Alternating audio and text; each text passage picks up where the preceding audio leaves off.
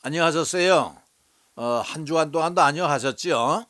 자, 이제 오늘도 변함없이 로마서 성경 강해. 오늘 사랑에 비친 자 13장 두 번째 파트 시작하도록 하겠습니다. 오늘 로마서 13장은 여러분에게 말씀드렸듯이 세 파트로 구성되어 있다고 그랬죠. 국가와의 관계, 율법과의 관계, 주 재림과의 관계인데 지난 시간에 국가의 관계를 마쳤고 오늘 이 시간에는 율법과의 관계를 말씀드리겠습니다. 8절에서 10절까지인데 다음 주에는 주 재림의 관계를 다루도록 해보겠습니다. 오늘 본문 말씀은 이렇게 됩니다. 피차 사랑의 빛 외에는 아무에게든지 아무 빚도 지지 말라. 남을 사랑하는 자는 율법을 다 이루었느니라. 간음하지 말라, 살인하지 말라, 도둑질하지 말라, 탐내지 말라 한 것과 그 외에 다른 계명이 있을지라도 내 이웃을 내 몸과 같이 사랑하라 하신 그 말씀을 가운데 다 들었느니라. 사랑은 이웃에게 악을 행치 아니하나니 그러므로 사랑은 율법의 완성이니라. 이렇게 되어 있습니다. 영어 이거 어려운 것이 없는데 저 한 두 줄만 해석을 해보도록 하겠습니다. 이 빨간 거를 쳐놓은 건 다 동사예요. pay 갚아라, all your debts. 이 debts 할 때는 빚을 댔더라 그러거든요. B는 묵음이에요. 발음을 안 해요. 그래서 debts 복수니까 모든 빚을 갚아라, except 몸을 빼놓고는 the debt of love for others. 다른 사람에 대한 그 사랑, 그 빚을 빼놓고는 모든 걸 갚아라. 그러니까 그 깊은 사랑은 내버려두고 갚으라는 얘기죠. You can never finish. 넌 결코 그 끝마칠 수가 없어. 뭐를? paying, 지불하는 걸 끝마친다고 할 수 없는 게 무슨 말인가 하니 사랑을 멈출 수가 없다는 얘기죠. debt, 대순 위에 있는 except the debt 그걸 얘기를 합니다. If you love your neighbor, 내가 이웃을 사랑하면 조건절이죠. You will fulfill, fulfill은 채우다 뜻인데 완수하다 뜻입니다. All the requirements, requirement은 요구사항이거든요. of God's law, 하나님의 율법의 요구사항을 다 이루는 것이 되는 거야. 이 말입니다. 그 뒤에 말은요 나중에 또 해석하도록 할게요. 그래서 오늘의 강의 내용은요 율법과의 관계인데 8절에 10절 세 파트로 되어 있어요.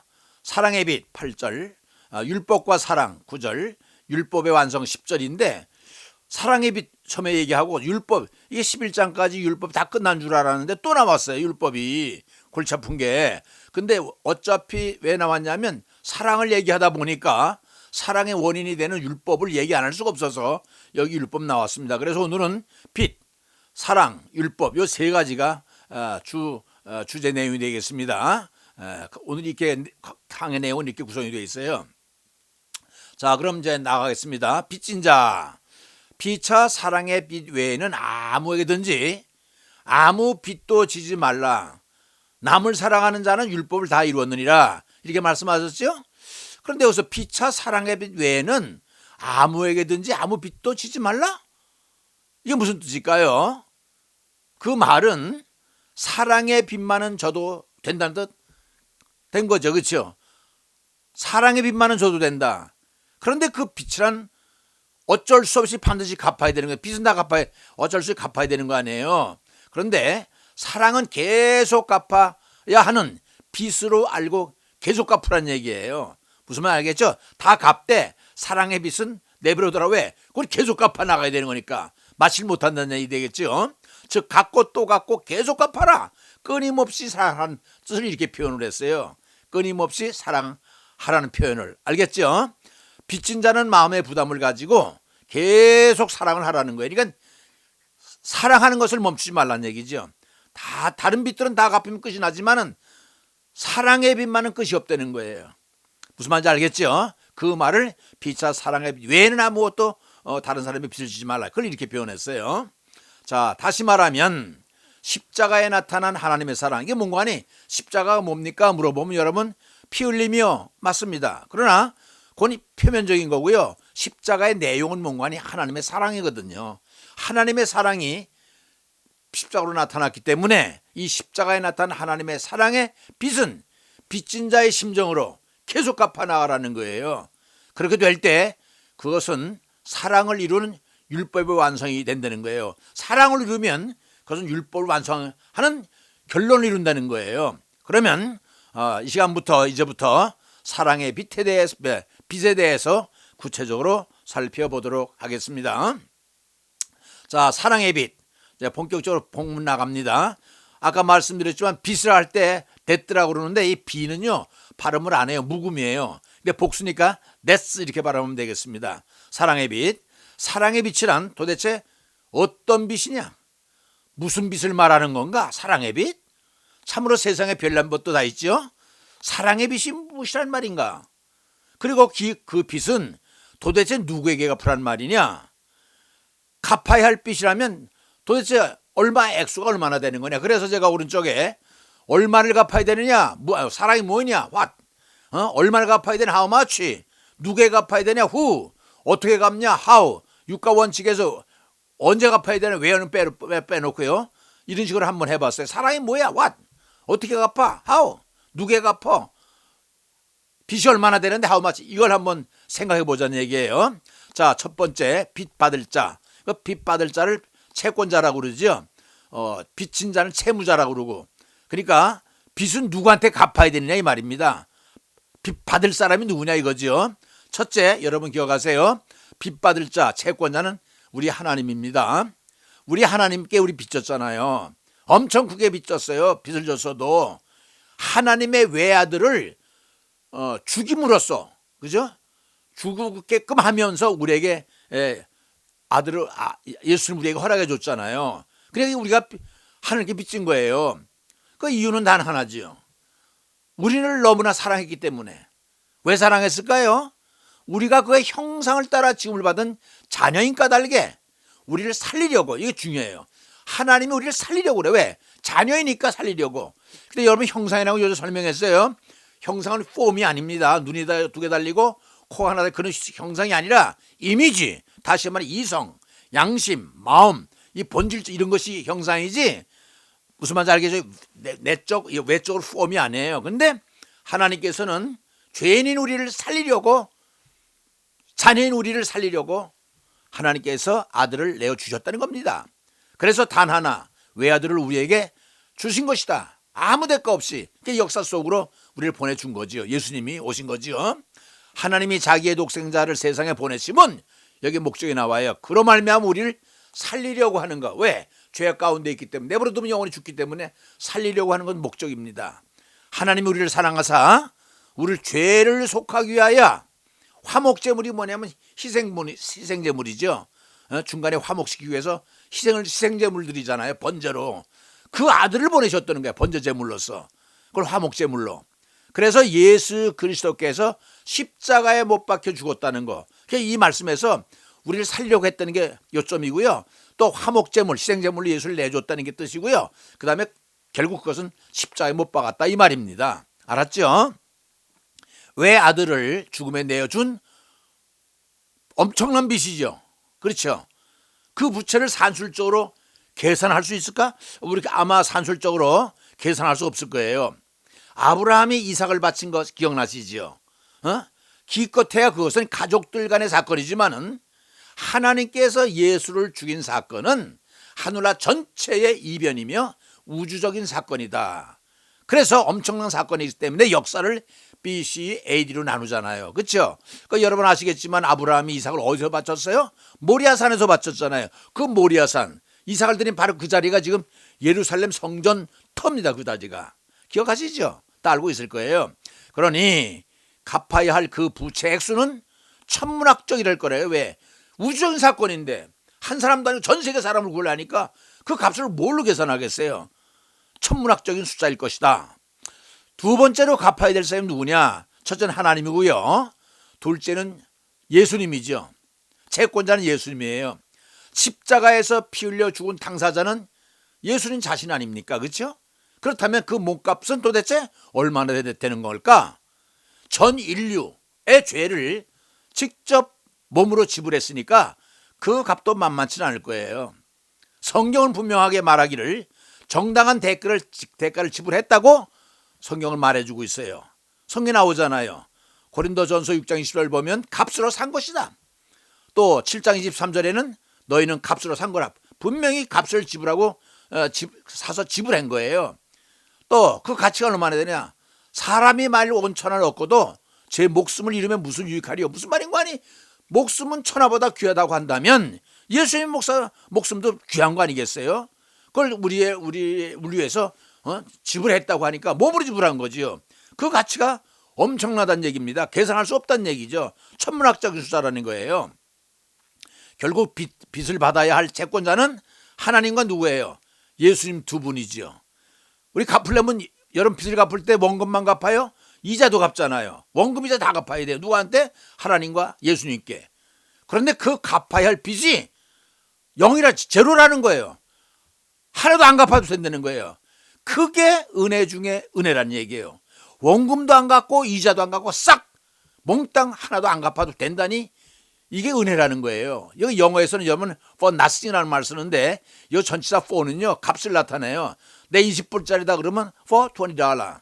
100불짜리라면 for $100. 이 가치를 나타내는 for인데 for nothing이라는 거예요. 아무것도 안 내도 된다는 거예요. 공짜라는 거예요. 부채가 완전히 제로로 탕감됐다는 얘기예요. 얼마나 놀랍습니까? 그러니까 은혜라는 거예요. 그리스도 예수 안에 있는 구속으로 말미암아 하나님의 은혜로 값 없이 우리가 뭐 대가 지불한 거 아무것도 없는데 의롭다 하심을 얻은 자 되었다. 왜 의로운 거 아니? 의로운 나라, 하늘나라에 의로운 나라만 살기 때문에 의로운 사람이 돼야만이 의로운 나라 가요. 그러니까 우리를 의롭게 만들려니까 예수님을 십자가에 피 흘려 죽게 함으로써 우리를 의롭게 만드는 거예요. 죄 없이 한다는 말이 의롭다 이렇게 표현한 겁니다. 은혜는 공짜로 이런 뜻이죠. 한 푼 지불 없이 그냥 받으니 이런 뜻이니까 그게 은혜라는 거예요. 어디 대가를 지불하고 받았다면은 그 은혜가 아니죠. 일체의 탕감인 겁니다. 몽땅 탕감한 거예요. 제로로. 그러니까 여러분 신현이라는 거 아죠? 주벌이라고 하는데 여러분 유대 율법에 보면요 신현이라는 게 나와요. 주벌이라고 그러는데 7년은 한 번씩 안식년이 돌아오지요. 근데 그 안식년 7번을 곱하면 그 사베스라고 그래요. 49년이 되는데 그때는요 50년째 되는 날에는 토지 샀던 거 다 돌려줘요. 종들 샀던 거 동들 다 자유롭게 해요. 남에게 빚진 거 있죠? 그거 다 탕감해줘요. 이 세 가지를 몽땅 다 이건 노라는 게 신현이에요. 그 신현의 개념이. 알겠죠? 그러니까 우리 하나님께서는 그냥 몽땅 해줬다는 거예요. 참 여기 빚이라고 하니까 참 재밌는 그 예화가 생각나는데 미국에서 있었던 일인데 오래전에 어느 사람이 이 차를 몰고 가다 차가 고장이 났어요. 여러분 미국은 한국하고 달라요. 1시간 2시간 차를 타고 가도 집 한 채 없어요. 얼마나 넓은지 몰라요. 차 고장이 난 거예요. 그 이 사람이 2-3시간 씩씩거리면서 땀을 뻘뻘 흘리면서 여름에 가까스로 산 밑에 있는 어느 집에 찾아온 거예요. 찾아와가지고 헐떡거리면서 주님 하나님한테 이거 물 한 모금 달라고 하니까 그때 그 여인이 냉장고에서 차디찬 우유 한 잔을 갖다 준 거예요. 너무나 시원한 거예요. 그래 한 잔을 더 드렸더니 그걸 꿀꺽 다 맞았어요. 너무 고마워서 실례지만 이름이 어떻게 됩니까? 예, 제 이름은 헬렌인데 왜 그러세요? 아니요 너무 고마워서 그래요. 이런 일이 있은 후 6년인가 7년 있다가 이 헬렌 아줌마가요 병이 드는 거예요. 그러니까 그 마을 큰 동네 중소도시 병원에 가서 수술했잖아요. 3주 동안 수술을 했어요. 여러분 미국엔요 칼만 냈다 그러면 몇만 불 몇십만 불 나와요. 한국하고는 달라요.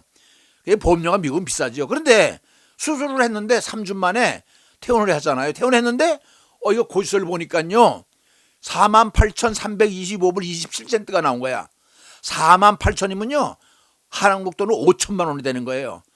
명세서가 쫙 나온 거예요. 수술비 얼마, 뭐 간호비 얼마, 방비 얼마 쭉 했는데 48,325불 27센트라고 썼는데 맨 밑에 뭐라고 썼느냐?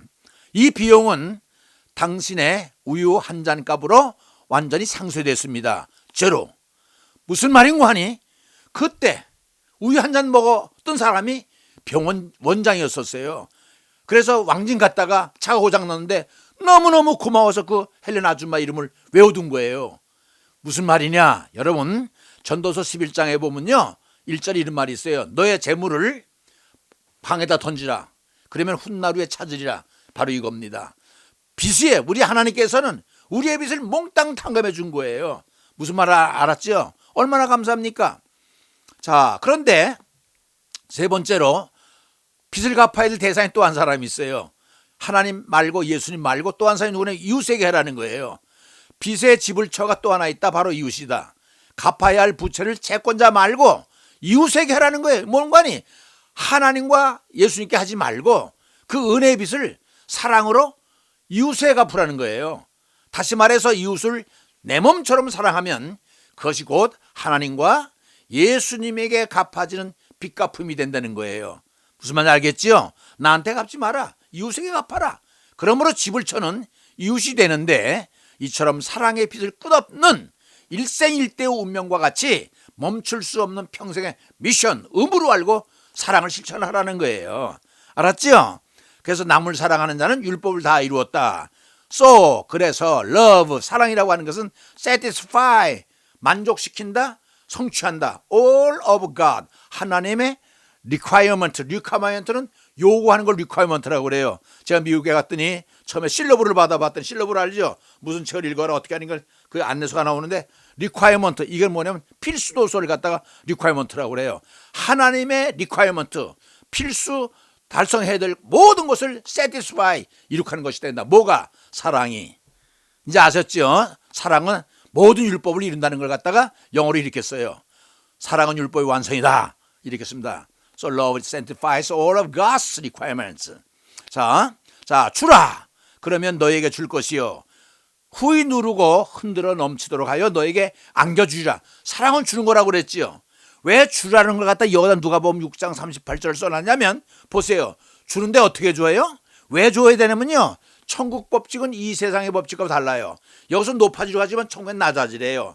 여기서는 얻으려면 가둬야 되는데 하늘에서는 주래요. 또 밑에는 생명을 보존해야 되는데 생명을 버리래요. 전부 천국 법칙은 이 세상의 법칙과 반대인데 높아지고 좀 낮아지래요. 낮아지고 높아지고. 근데 주라는 거예요.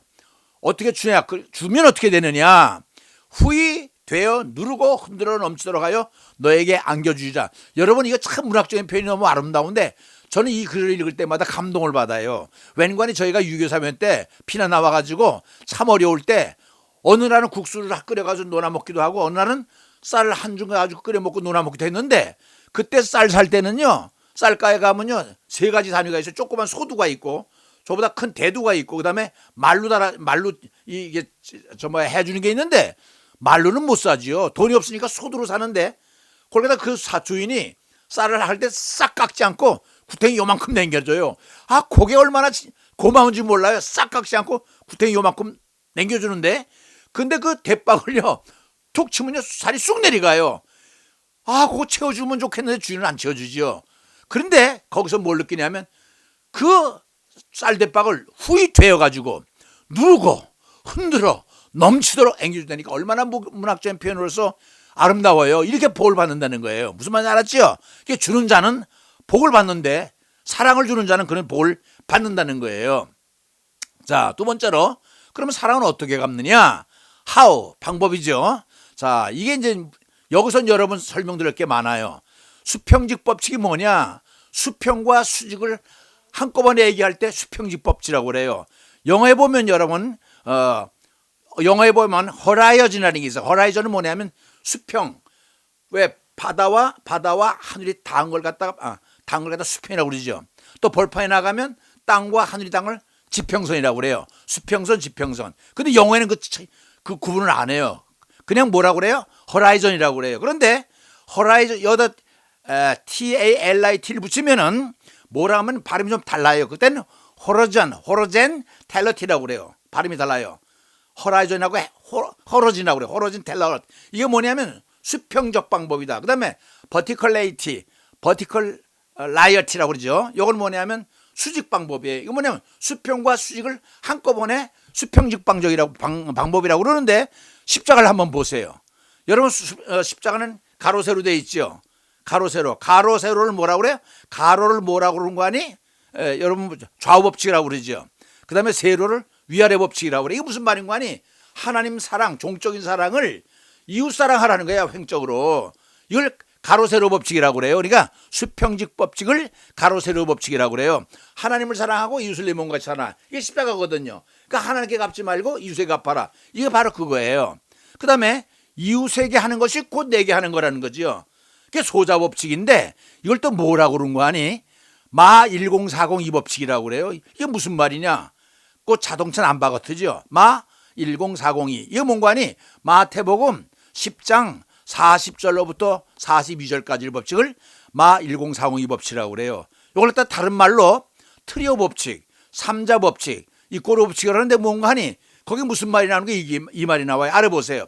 선지자 법칙이 나오고 제자 법칙이 나오고 소자 법칙이 나오는데 선지자 법칙은 뭔가 하니? 너희가 선지자를 대접하면 선지자 상을 받을 것이요 의인을 대접하면 의인의 상을 받을 것이라. 요게 그거거든요. 근데 3트리오 법칙은 뭐냐면 선지자, 제자, 소자 세 개니까 세 개는 트리오라고 그러잖아요. 그걸 트리오 법칙이라고 그러고 삼자 법칙은 뭐냐면 선지자, 제자, 소자, 자자가 붙으니까 삼자 법칙이라고 그래요. 이꼬르 법칙은 뭐냐? 선지자 법칙은 아까 말씀드렸듯이 선지자를 대접하면 선지자 상을 받아, 의인을 대접하면 의인의 상을 받아. 제자 법칙은 뭐냐면 사람들이 제자를 영접하면 너희를 제접하는 것이 아니라 예수님을 영접하는 것이고 예수님을 영접하는 것은 하나님을 영접하는 거다. 이게 이꼬르 법칙이에요. 소자에게 하면 그것이 곧 나에게 하는 거야. 이게 바로 이꼬르 법칙이라는 거예요. 무슨 말인지 알았죠? 제자를 영접하면 나를 영접하는 것이 되고 나를 영접하면 하나님 영접하는 이꼬르 법칙이라는 거예요. 그래서 마 1040이 법칙을 요거 세 가지가 나오니까 이게 바로 수평직 법칙, 가로 세로 법칙이라는 거예요. 왜 이런 말을 하냐? 하나님께 빚을 갚지 말고 이웃에게 사랑하면 이것이 트리오 법칙이요, 이게 삼자 법칙이요, 이게 이꼬르 법칙이라는 거예요. 가로 세로 법칙. 알겠지요? 왜 십자가 이렇게 됐어요? 하나님과 나와의 사이 종족 관계, 세로지. 이게 뭐지요? 세로. 그 다음에 이웃을 사랑하라. 이게 횡적인 법칙이니까 좌우 법칙 아닙니까? 그렇죠? 그래서 요점은 뭐냐 하면 이웃을 사랑하면 이것이 다 이루어진다는 거예요. 알겠죠? 그게 법칙이란 말이 다 나왔는데 잘 이해하시기 바랍니다. 자, 그런데 빚 얘기하면요, 우리가 하나 짚어야 될 사람이 있어요. 우리 사도 바울이죠. 왜냐하면 바울은 평생 자신이 빚진 자를 뭐라 빚쟁이라고 그러잖아요. 빚쟁이라는 의식을 가지고 살았어요. 빚을 졌다는 사람의 부담을 가지고 살았다는 얘기예요. 하나님께서 받은 사명으로서의 빚이 있어요.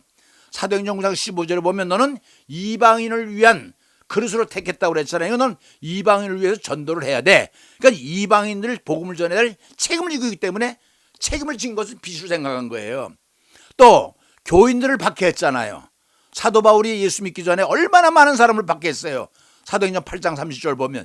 그러니까 빚을 엄청나게 박해를 했으니까 딱 빚을 갚아야 될 거 아니에요. 그러니까 사명받은 것은 앞으로의 갚을 빚이고 이미 지난날에 박해했던 것은 지난 과거의 죄니까 다 갚아야 될 빚이라는 거예요.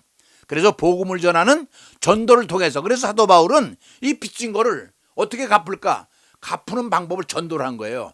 전도를 통하여 빚을 갚는 심정으로 일생 동안 복음 전도에 매진해였던 이유, 세계 전도를 했던 이유는 빚을 갚으려고. 왜? 전도하는 것이 이 사람에게는, 사도 바울에게는 빚 갚는 것으로 생각했던 거예요.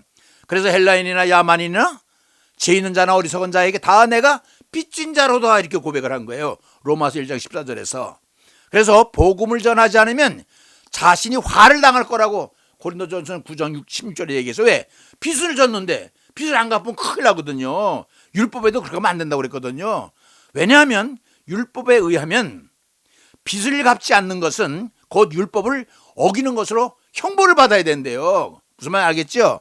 그래서 내가 복음을 전할지라도 자랑할 것이 없으면 내가 부득불할 일임이라. 왜냐하면 안 하면 안 돼. 이건 억지로 해도 해야 돼. 만일 복음을 전하지 아니하면 내게 화가 있을 거라 이렇게 고백하고 있는 거예요. 그러니까 빚을 갚아야 되겠다는 것이 얼마나 중압감을 느끼는지 이 빚 갚는 것, 빚을 갚으려고 일평생 전도로 그 빚을 갚아 나갔던 거예요. 사도 바울은. 구약에서 이 빚이라고 하는 것은요, 상업적으로 영리적으로 목적상의 거래의 빚이죠. 왜냐하면 어느 사람이 물건을 샀다거나 또 갚아야 할 돈이 있으면 갚고 주거니 받거니 하잖아요. 원금이자 같은 거. 이게 상업적 영리적 목적이지만 신학에서는 그게 아니라 영적, 윤리적, 종교적 의무가 바로 빚이라는 거예요. 사도 바울에게 너 이방인에게 복음을 전해야 된다. 그 의무 아닙니까? 그렇죠? 이런 의무 같은 것이 신학에서는 이 빚의 개념으로 해석이 된다는 겁니다. 더 큰 바울의 빛 의식은 교회를 탄압했잖아요. 박해했잖아요. 지난날에 그것이 예수 믿고 보니까 죄의 의식에서 벗어나지를 못해. 그래서 사도 바울 마음속에는 그것이 모든 게 빚으로 남아있는 거예요. 갚아야 되겠다, 내가 잘못했으니까. 지난날에 모르고 했지만 이제 갚아 나가야 되겠다. 그래서 바울은 일생 동안 빚 갚는 일, 전도하는 일에 올인을 했던 것입니다. 이제 알겠죠? 그게 빚진 자의 심정이에요. 알겠죠? 빚쟁이 심정이란 말입니다. 자, 그럼 사도 바울이 빚을 얼마나 갚아야 되는가 한번 따져봤어요. 두 가지 빚이에요. 아까 얘기했죠? 박해에 연루된 빚이 있어요. 교회를 핍박하고 잔해하고 결박하고 핍박하고 살해하고 투옥시키고, 지가 뭐라고 고백했어요, 사도 바울이? 디모데전서 1장 13절에 회방자여 핍박자여 포항자다, 나는 죄인 괴수라 그렇게 고백을 했잖아요. 얼마나 사람들을 많이 잡아 죽이고 투옥시켰으면. 두 번째 뭐예요? 스데반 있죠? 사도행전 7장 보면 스데반이 처형되는데 거기에 주범욕하는 게 누구예요? 사도 바울이에요. 행동대장으로 거기 연루됐지요. 또 영장 발부해가지고 다메섹까지 가지고 사람을 압송해 올렸던 거, 그거 주범노로 됐잖아요. 또 산헤드린 종교회의에서 살해, 동조, 방조, 가담하고 사람을 죽이고 잡아오는데 전부 가담을 해서 찬성표 던졌던 사람이 이 사도 바울 안에 이렇게 네 가지의 핍박에 연루된 죄가 있는데 이것이 빚으로 남아있는 거예요. 사도 바울에게는 마음속으로 갚아야 될. 또 하나는 뭐냐? 동족구원 및 인류복음 책무비. 아까 그랬죠. 신약에서는 복음을 전할 의무가 빚으로 남는다고. 우선적인 이방인 구원계획의 실현과 이를 통해서 차선적 동족구원의 프로젝트. 이거 뭔가 아니?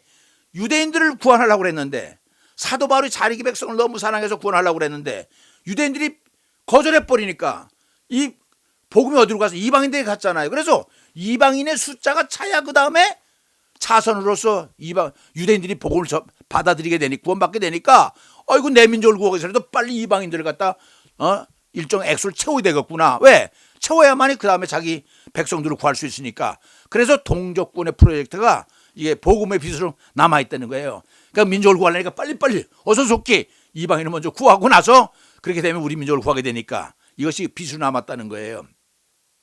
그래서 그는 빚을 갚으려고 일생 온갖 고난을 감수하면서 목숨을 걸고 5차 전도 여행을 했지요. 그것이 곧 복음 전도에 그 일생을 바친 이유가 되지요. 그래서 바울의 이력서라고 그래요. 그래서 저는 개인적으로 고난의 이력서라고 그래요. 그래서 내가 바울의 고난의 이력서 한번 꾸며봤어요. 언젠가 한 번도 소개한 적이 있어요. 거기 보니까 바울이 이렇게 얘기해요. 고린도 후서 11장 24절에 보면 매 맞는 것을 39대에 5번을 맞았다고 그래서, 왜 40대를 안 때렸냐면 율법에는 40대를 때리면 율법으로 어기는 게 돼서 한 대 모자는 39번을 때리는데 그걸 5번 맞았대요. 곱해보니까 195대를 맞은 거예요. 태장에 3번 맞고, 그죠? 돌로 맞고, 이거 루스라에서 한번 맞았을 거예요. 돌로 맞아가 죽은 줄 알고 갖다 버리고 살아왔잖아요. 파선한 거, 이거 아마 유라굴로 광풍 때 그때 당한 것 같아요. 강의 위험, 강도의 위험, 동조의 위험, 이방인의 위험, 신의 위험, 광야의 위험, 바다의 위험, 거디 형제 위험, 수고하고 애쓰며 자지 못하고 줄이고 목마르며 굶고 죽고 헐벗었느나. 이게 바울이 고난당한 메뉴예요, 메뉴. 내가 보니까 19가지가 되는데, 이렇게 일생을 고통을 받으면서 복음을 전했던 것은 빚 갚으려고, 마음의 빚, 지난날에 못된 행실의 빚을 갚으려고 그렇게 고생을 했던 거예요. 자, 그러면 이제 두 번째 단계로 넘어갈게요. 율법과의 관계를 보세요. 간음하지 말라, 살인하지 말라, 도둑질하지 말라, 탐내지 말라는 것과 그 외에 다른 계명이 있을지라도 내 이웃을 내 자신과 같이 사랑하라 하신 그 말씀 가운데 다 들었느니라. 이게 뭔가 아니? 이 많은 율법이 있지만은 상관없다. 사랑만 하면 거기다 포함된 거야. 이 말입니다. 이게 사랑은 이웃에게 악을 행치 아니하니 그러므로 사랑은 율법의 완성이니라. Love satisfies all of God's requirements. 하나님이 요구하는 모든 것을 만족시킨다. 이게 바로 사랑은 율법의 완성이라는 걸 갖다 영어로 이렇게 쓰는 거예요. 이렇게 쓴 걸 한글로 번역하면 사랑은 율법의 완성이 된다는 거예요. 그러니까 율법이 여러 개인데 그 사랑만 하면 다 몽땅 다 한걸로 되는 거예요. 이제 나와요. 나중에 계명을 주신 이유가 뭐예요? 하나님께서 계명을 주신 이유는 계명들을 잘 지키기 위해서 하나님 백성 만들겠다는 의도가 아니에요. 계명의 목적은 장차 앞으로 그래서 예수를 알게 하려는 대우선적인 목적이 있다고 그랬죠. 언제가 제가 율법을 설명할 때 율법은 그림자, 그리스도는 실체. 율법은 현관 들어오고 복음은 거실, 이거 설명했지요. 결국 앞으로 올 예수를 설명하기 위해서 미리 율법을 쓰는 거예요. 율법은 그림자요, 형광이라는 얘기예요. 사람 사랑보다도 하나님의 큰 사랑을 알게 해주려는, 그게 무슨 사랑이에요? 십자가 사랑이죠. 그게 목적이 있다는 거예요. 뭐? 율법을 주신 이유가. 자, 이건 여러분 잘 아신 것이 첫째 계명, 둘째 계명이죠. 목숨을 다하고 마음을 다하고 뜻을 다하고 하나님 사랑, 이게 첫째 계명이다. 하나님 사랑이고요. 종족 사랑. 둘째도 그와 같으니 이웃을 내 자신과 같이 사랑하라 했으니 이 두 계명이 율법과 선제 강령이라. 그러니까 횡적 사랑, 종족 횡적, 이걸로 사랑으로서 하나면, 사랑하면 첫째 계명, 둘째 계명, 하나님 사랑, 이웃 사랑, 그걸 다 커버한다는 얘기예요. 자, 그다음 보세요. 요거 참 재밌는 건데요. 여러분 딱 보면 이거 왜 복잡해? 꼭 고물상에 고물도 섞어놓은 것 같이 아주 복잡하지요. 그런데요, 이걸 알고 보면요, 보물 창고의 보물들이에요. 요거 굉장히 중요합니다. 이거. 자, 보세요. 율법은 몇 가지라고 그랬어요? 왼쪽에 보세요. 유대인들이 지켜야 될 율법의 내용은 613가지예요. 근데 그걸 둘로 나눠봤더니 뭐뭐뭐 하라, 내 부모를 공경하라, 여호와를 섬겨라, 이렇게 뭐 하라는 것이 365개. 뭐뭐 하지 마라, 저 탐내지 마라, 도둑질하지 마라, 게으르지 마라, 말라 하는 것이 248이에요. 그 365일 재미있잖아요. 1년 365일이죠. 아마 그래서 하루에 하나씩 좋은 일 하라고 그래서 적었는지 모르겠지만은 365일과 248 합하면 613개가 유대인들이 지켜야 될 율법의 내용인데 너무 많아. 그래서 그걸 둘로 요약을 해봤더니, 하나로 요약해봤더니 10계명으로 요약이 되는 거예요. 1, 2, 3, 4, 5, 6, 7, 8, 9, 10.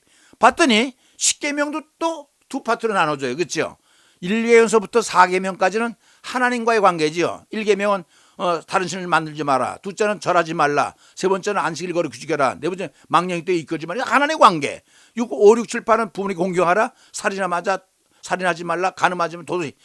5, 6, 7, 8, 9, 10은 사랑과의 관계예요. 그렇죠? 그게 하나님의 관계는 뭐예요? 첫째 계명 아닙니까? 그게 하나님 사랑. 둘째 계명은 뭐예요? 사람 사랑 아닙니까? 그렇지만 그 둘도 사랑만 하면 다 포함된다는 거야. 그래서 뭐냐? 율법에서 쭉 화살표 그렸죠? 율법이 사랑을 이루니까 사랑만 하면 율법의 완성하는 걸 이렇게 그린 거예요, 제가. 무슨 말인지 알겠죠? 근데 그 로마서 3장 21절은 뭐냐? 율법이 이제 좀 나와요. 그때 설명할게요. 율법이 예수 그리스도에게 와서 완성이 돼버리니까 이게 설명인데 나중에 좀 설명하게 되겠습니다. 그러나 여기서 알아둘 것은 율법은 사랑을 하게 되면 율법이 완성이라고 그랬으니까 만약 사랑을 안 하면 율법은 그 미완성 교양곡이 돼요. 사랑이 없으면 율법만 계속되면 미완성 교양곡인데, 그러면 율법이 없으면 뭐 어떻게 되느냐? 사랑은 쓰질 못하죠. 공중에 서 있는 아무것도 아니에요. 쓰질 못해. 그래서 율법은 사랑은 율법의 완성이라는 거. 자, 앞으로 설명이 또 됩니다. 요거는 좀 보세요. 자, 사랑은 율법의 완성이라는 거 뭐예요? 율법이 무엇인가? 율법이란 지켜야 할 계명을 말한다. 특히 하나님의 백성을 위하는 유대인들이 지켜야 할 계명들을 말한다. 반드시 하나님의 백성들이 생활 속에 지켜야 할 종교 윤리지요. 그런데 율법의 역할이 뭐예요? 율법의 역할은 죄가 무엇이든지 드러나게 하는 거야. 죄를 드러나게 하는 것이 율법이에요. 예를 들어서 며칠 전에 제가 짜장면을 먹었거든요. 근데 이게 웬일입니까? 다 입을 닦은 줄 알았는데 저녁에 집에 보니까 여기서 짜장이 묻은 거예요. 그걸 몰고 돌아다닌 거예요. 근데 집에 거울에 딱 보니까 이게 보이는 거예요. 이게 뭐냐? 율법이 나타나면 죄가 보이는 거예요. 무엇이 잘못했다라고 하는 건 율법이 딱 거울 갖다 대면 다 드러나는데, 그래서 율법의 역할은 죄를 드러나게 해요. 그런데 율법의 약점이 뭐냐? 드러난 죄를 처리를 못해요. 그것이 율법의 결정적인 약점이에요.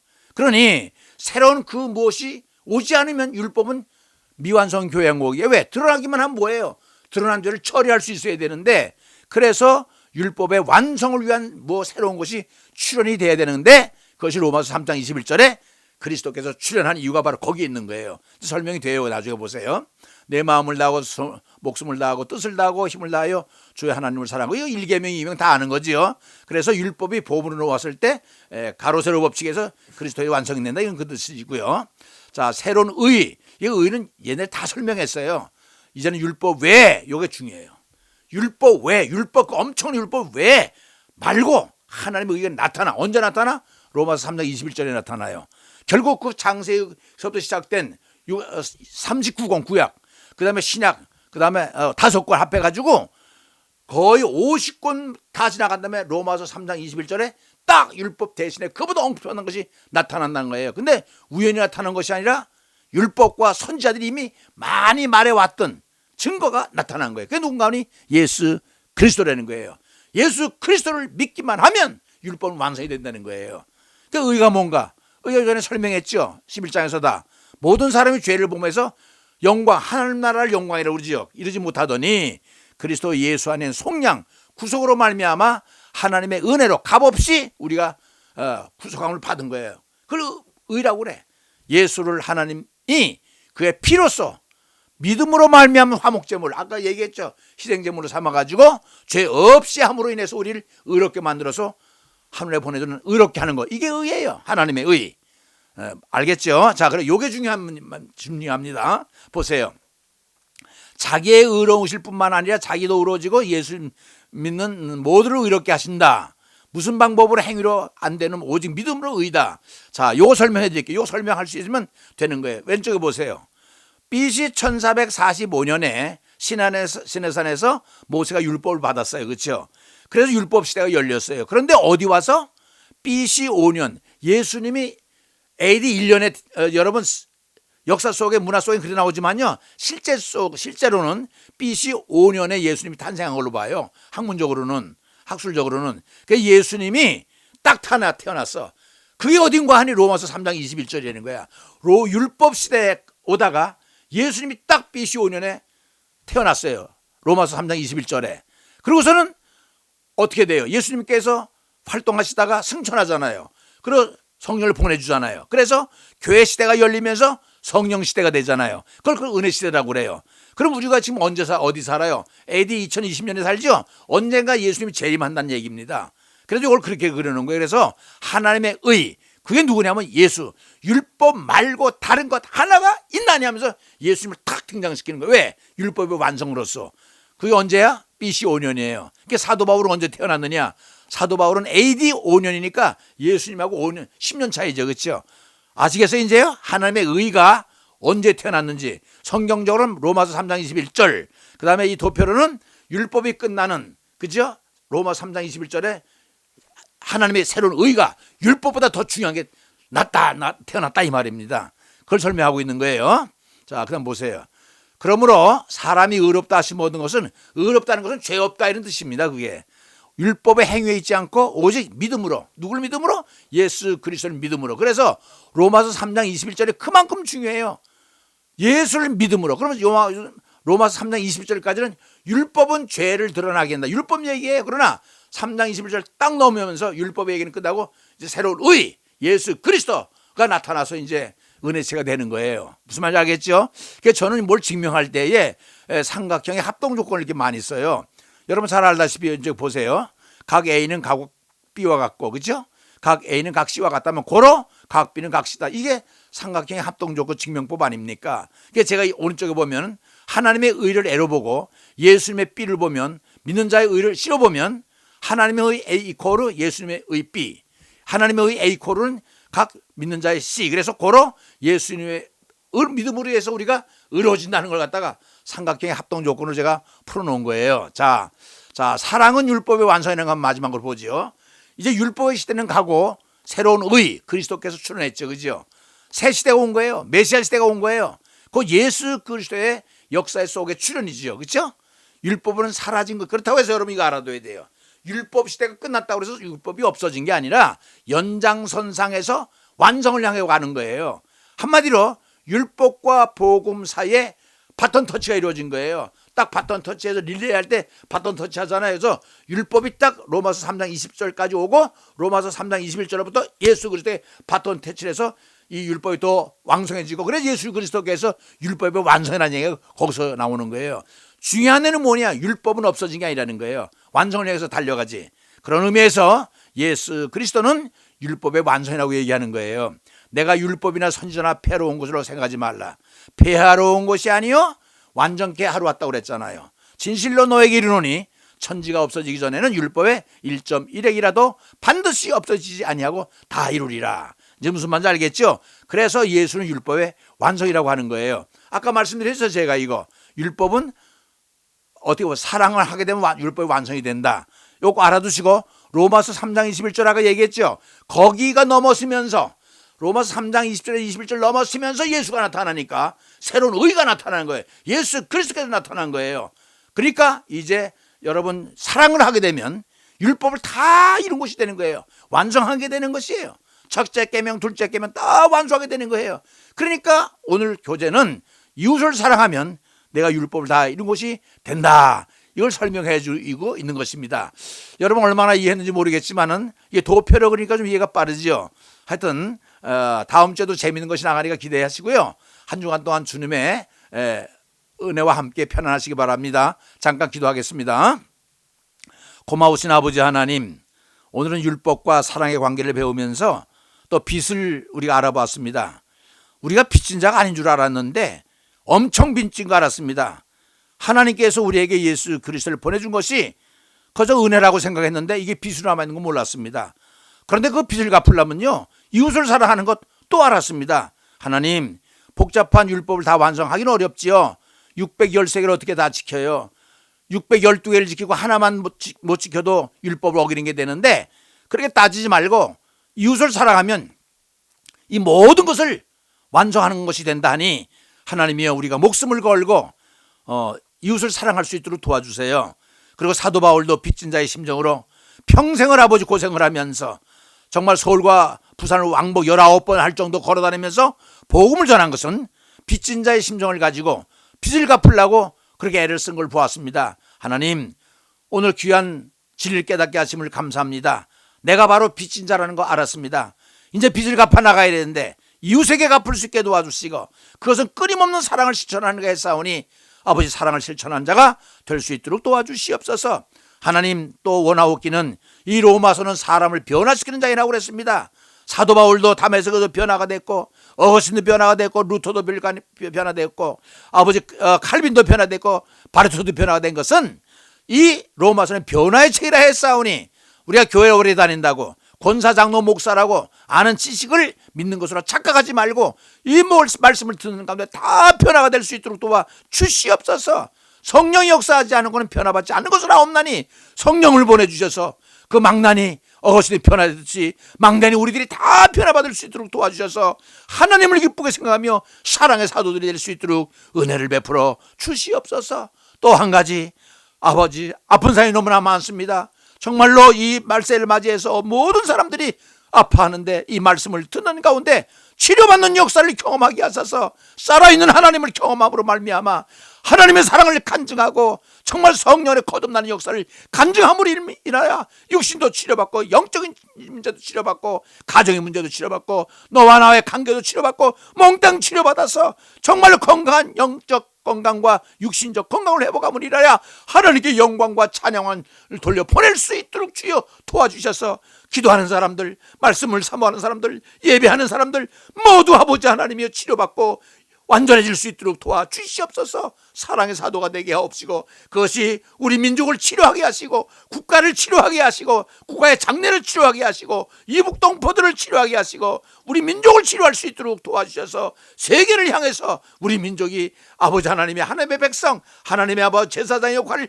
감당할 수 있는 나라로서 우뚝 설 수 있도록 도와주시고 어서 속에 바이러스가 사라지게 하시고 그 가운데 하나님의 사랑을 깨닫게 하시고 예수의 피를 통해서 하나님의 사랑을 통해서 우리가 다 구원받는 감격하는 백성들 될 수 있도록 이 말씀 듣는 모든 사람을 치료해 주십시고 성령을 부어 주옵소서. 사랑의 영을 부어 주옵소서. 간절히 간절히 간구하옵고 전능하신 예수 그리스도의 이름으로 간구했사옵나이다. 아멘.